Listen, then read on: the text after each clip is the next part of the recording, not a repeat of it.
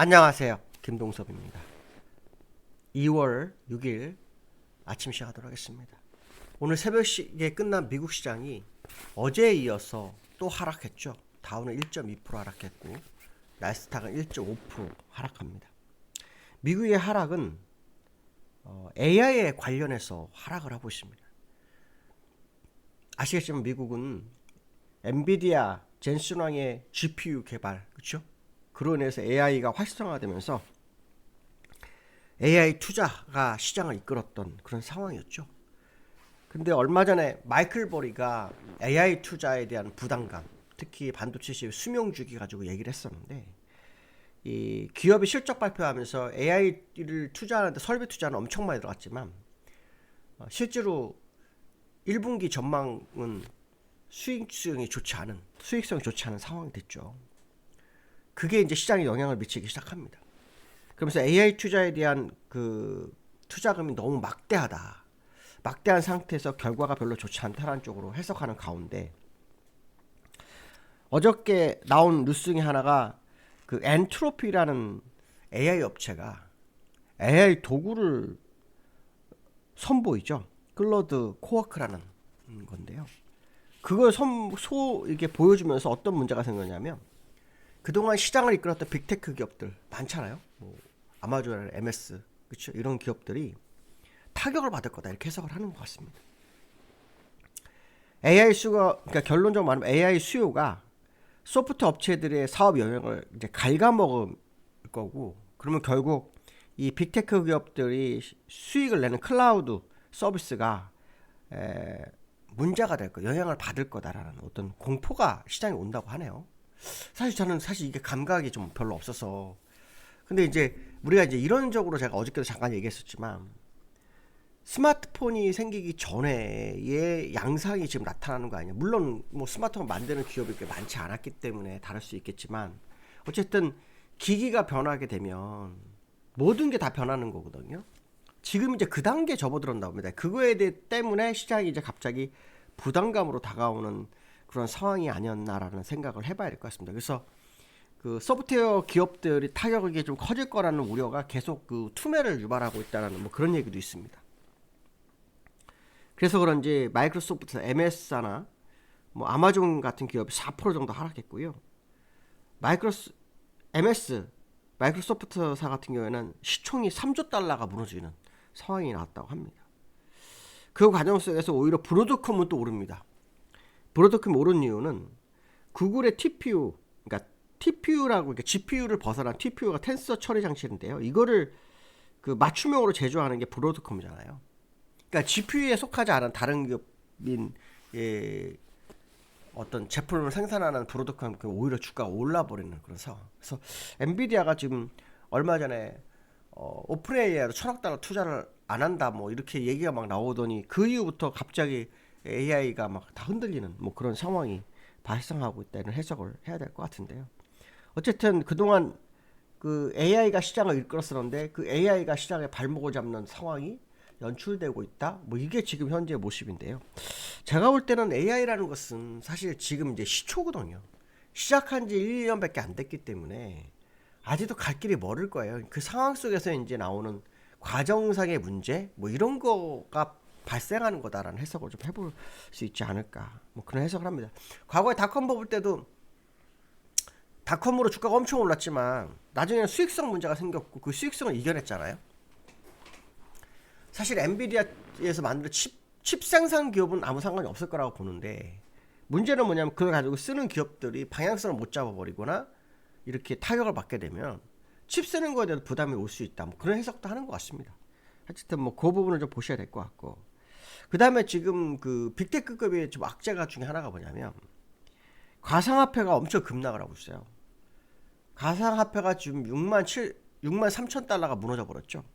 그러면서 이 기술주들이 같이 흔들리는 상황이 연출되는 것 같다 생각도 해야 되는데요.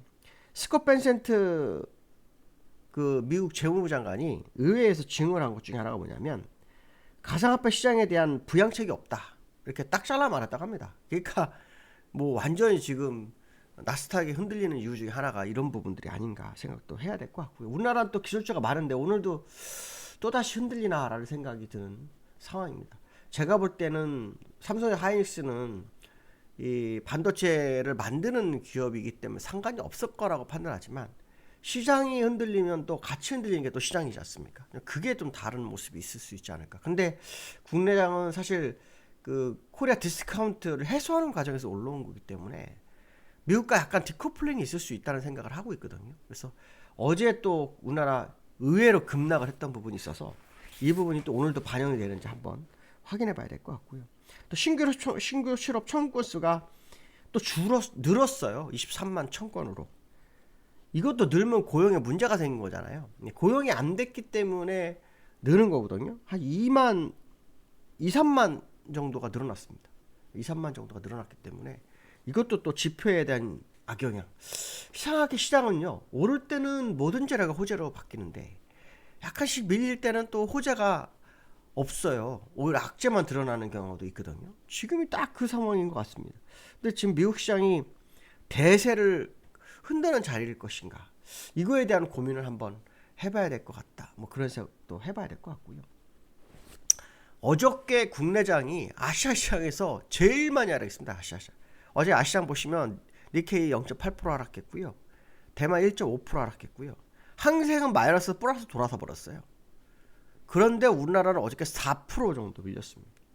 완전히 변동성 대세죠.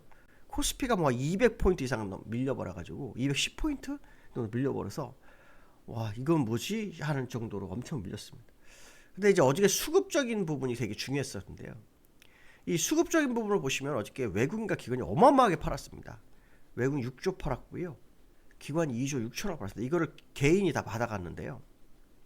일단 개인이 방어적 역할을 한 건 사실입니다. 근데 이제 어디 프로그램도 보시면은 외국인이 프로그램 4조를 팝니다. 4조. 그래서 어저께 외국인이 현 선물 프로그램 포함해 갖고 12조를 매도하면 12조를 매도하는데 그 중에서 이 이제 프로그램 빼버리고요. 선물 빼버리고 현물에서 6조를 팔았잖아요. 이 6조에서 4조가 삼성전자와 하이닉스에 몰렸다죠.